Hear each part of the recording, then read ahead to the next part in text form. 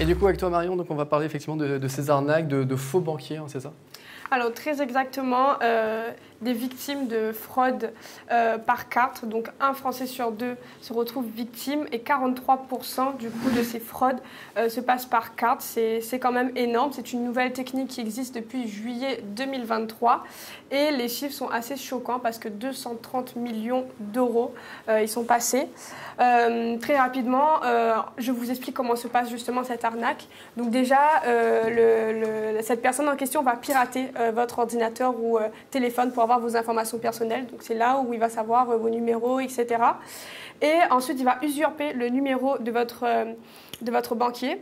Donc avec ça, justement, il va vous appeler, vous faire croire qu'il s'agit de votre banque, il y a un souci sur votre compte et il faut régler, il faut appuyer sur valider. Et finalement, on va faire un virement sans même comprendre et on va être finalement aussi mis en confiance parce que ce monsieur vous appelle avec votre nom, votre prénom et vous voyez même sur le téléphone que c'est votre banquier. Donc, finalement, on fonce tête baissée.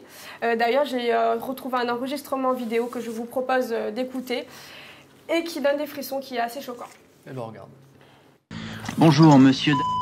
Oui, bonjour. Bonjour, c'est monsieur Eric du service fraude de la Banque Populaire. Je me permets de vous appeler suite à un incident avec votre carte de crédit. Ma carte de crédit? Oui, votre carte que vous avez chez nous à la Banque Populaire. Oui, mais bien entendu, mais de toutes les manières, j'ai réduit le montant au maximum. Hein, oui, c'est vrai, mais excusez-moi, j'ai besoin de 30 secondes. C'est bon. Voilà, parfait, je confirme l'annulation.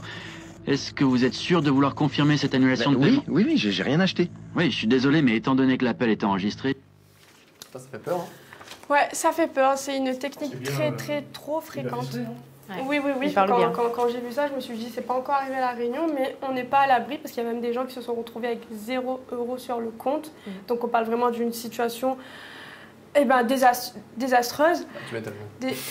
Mais qui te vide le compte, t'as plus rien. Et du coup, en termes de solutions, le directeur général de la Fédération française des télécoms avait annoncé l'année dernière, depuis juillet 2023, un certain processus qui permettrait justement d'éviter ce genre de situation qui n'a malheureusement pas toujours été mis en place.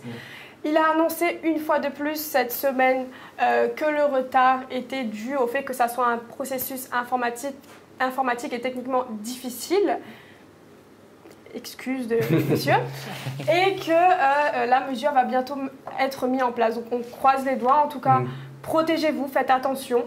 Et on attend tous avec impatience parce que c'est quand même des chiffres extrêmement graves. Surtout déjà de dire